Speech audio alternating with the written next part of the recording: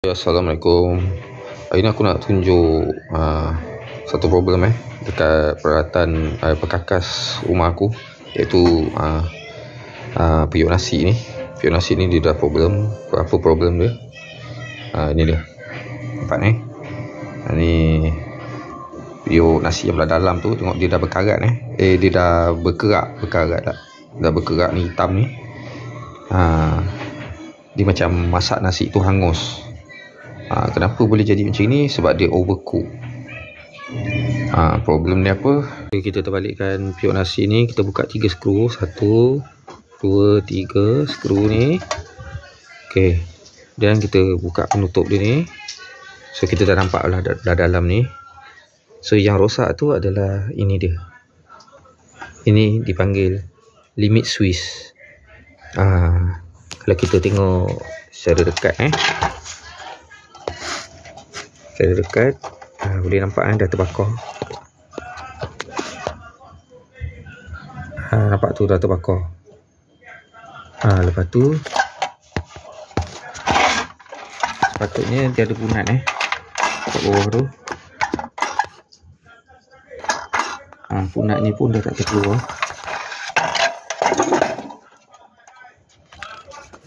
So benda ni yang rosak. Cara lagi satu nak check, kita cabut wire ni. Kita cabut wire dia ni.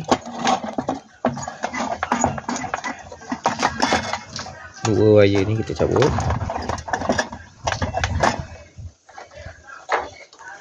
Okey, lepas tu kita check. Kita check guna multimeter Okey, macam multimeter aku ni kita letak dekat sini. So kita akan tekan switch ni Switch ni macam kita masak nasi, kita tekan. So kita akan check pada sini dengan sini bergerak ataupun tak tu. Okey. Kita tekan ni. Lepas tu kita letak wire ni satu kat sini. Okey, terdengar bergerak Lepas tu kita lepas. Kita lepas switch ni, dia bergerak. Dia bergerak juga. Sepatutnya dia dah jadi macam ni. Sepatutnya satu je, dia langsung tak bergerak. Maknanya bila kita lepas ni, current tu tak putus. Sepatutnya putus bila dia lepas. Dia tekan, current sambung.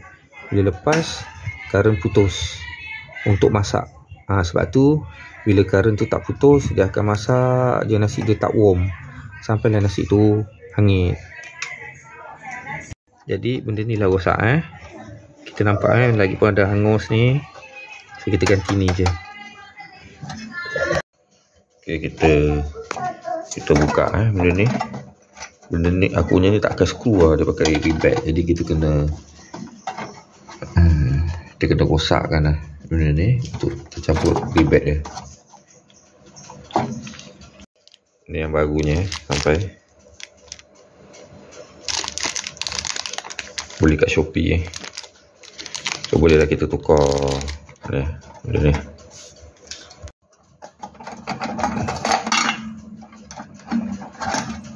Okey,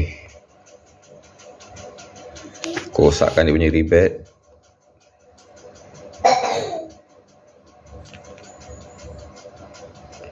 Pakai pelayar je Ronos ni dengan screwdriver.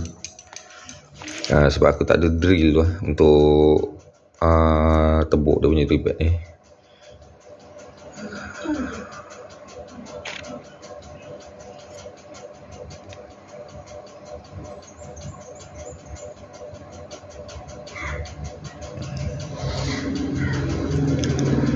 So kita masukkan yang baru. Dia punya punat ni, punat yang merah ni, punat ni yang rosak ni. Sepatutnya ada spring ni, kita tekan, tengok dia dah tak timbul, dia turun rata. Sepatutnya kita tekan, lepas tu kita lepas, dia keluar balik. Dia dah rosak macam ni. Sebab tu dia sentiasa on je. Jadi kita tukar yang baru.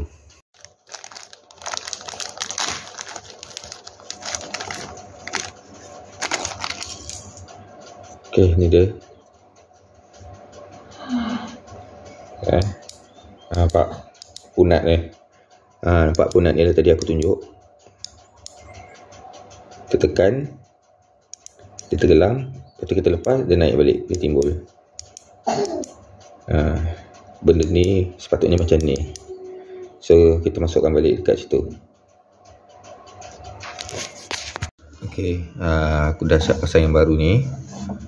So skru ni aku memang tak ada skru khas untuk dia. So aku ambil mana skru yang boleh muat, masukkan. Dia longgar sikit skru ni. Jadi aku ikat pakai kebetai ni, kebetai yang halus ni. So dia dah ketat, dia dah kuat kat sini. Sebab kat bawah ni pun ada satu besi untuk pegang dia. Nampak tu? So ada satu besi untuk pegang dia, so kita tak takut bawah dengan atas dah pegang. Lepas tu kita ikat pakai kebetai lagi, kuat lah. Kita test. Bila dia turun, dengar bunyi tek. Lepas bunyi lagi. On, off. On, off. On, off. Okay. Masak nasi, worm. Cook worm. Macam tu, okay. Nanti kita cuba masak, tengok macam mana jadi tak. So kita pasang balik.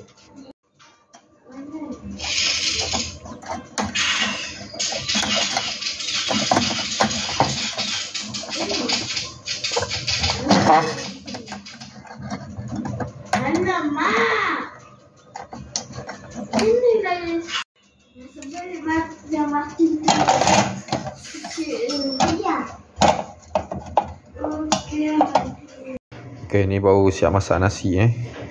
So kita tengok dekat bawah ada ni. Tak ada angin bawah ada. Elok je. Okay.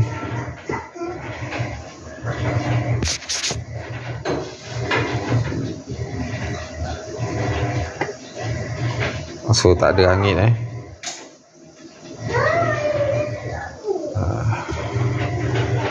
maknanya periuk nasi ni dah elok lah. So kita ganti limit switch sahaja. Sampai sini saja video untuk kali ni. Assalamualaikum.